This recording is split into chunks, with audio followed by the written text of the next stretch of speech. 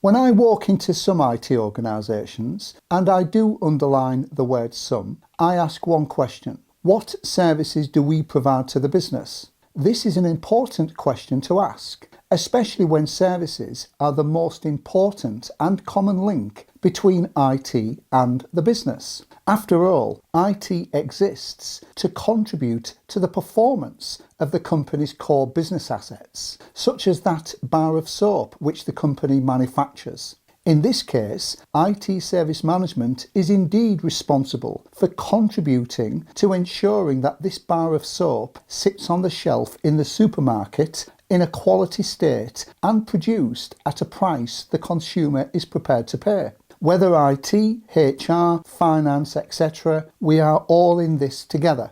So, it is expected that the services IT provide are clearly defined. Unfortunately, however, when I ask this question, some organisations respond with total silence. In fact, on occasions, some will respond with, "We are busy doing stuff." How do we quantify stuff? How do we measure stuff? This is far too ambiguous. So it is clear that these organisations have never defined the services which they provide. And, to be brutally honest, such organisations have defined very little about themselves. I could talk all day about the importance of clearly defining things, but let me just cover a few aspects. Firstly, when we look at roles, including responsibilities, some organisations confuse titles with roles. Titles on the shop floor, as to speak, are pretty much useless, albeit I do accept that titles are indeed important when it comes to executive decision making, governance, and of course HR place a great deal of importance on titles to support the company's grading structure, for example, such as salaries, management privileges, status, and so on. However, in terms of how people contribute to the value chain, titles play no part whatsoever. For example, if someone introduces themselves to me, such as "My name is X and I am the first line support agent for this company," or "My name is X and I am the infrastructure manager for this company," I am none the wiser. Because I know that first line support in one company may mean that this person has a degree of technical expertise, whereas in another organisation, this person may simply pass messages around the company.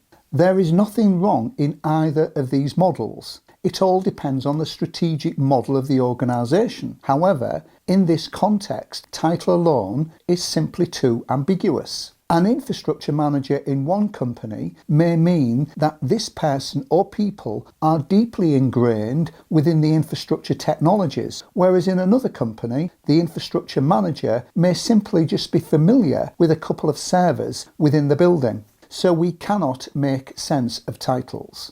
If someone were to set up their own business, they can actually give themselves whatever title they want. Whereas if someone introduces themselves to me with such as "My name is X and I'm the infrastructure manager for this company and my key responsibilities comprise of problem management and capacity and performance management," then I know exactly what outputs that this person is expected to produce and where these outputs go, and the recipient of these outputs, and what outcomes the recipient is expected to achieve from these outputs. And we have only just met. And it is not just roles where such ambiguity lies. Let's look at policies and processes. Firstly, a process is a vehicle to execute a policy. Processes satisfy policies. A process is defined as a set of interconnected or interrelated activities that transform one or more inputs into one or more defined outputs. In other words, it's the stuff we actually do, the work we actually carry out to produce outputs. However, in some organisations, these processes do not map to policies, when in fact they should. Trust me, these can be codified. So this lack of clarity results in processes growing organically on the shop floor. Therefore, these policies are clearly not being followed. I have come across situations where the author of a policy, i.e. a person or a team who has composed such a policy, store these policies on a document management system such as SharePoint, and that's it. In fact, they themselves have since forgotten where the policy was stored and certainly cannot recall the contents of the policy. And in the event when such a policy is needed, they spend half a day trying to find the policy and then the rest of the day familiarising themselves with its content, and then have the audacity to start wielding the policy around the organisation, accusing people of not following it. This shortfall also becomes evident when audits are carried out. And on the topic of audits, I should highlight that management should regularly audit their teams themselves for maturity assessment, and not just rely on external audits. But this rarely happens in some organisations. Okay, back to policies and processes. If processes are not mapped to policies, then people will find the best way of doing things. In other words, the processes, i.e. the activities, simply grow organically on the shop floor. So these organically developed activities may be breaching policy on a daily basis. Or maybe these organically developed processes are a marked improvement on the policy, meaning the policies are in need of update. But if they are not mapped, then how are such updates identified? Now let's look at IT service management system tools. Many organisations have branded system tools such as ServiceNow, Freshservice, ManageEngine, Cherwell, and it goes on. The business have invested in these tools because these tools are able to provide essential management information, and not to mention support modern thinking technologies.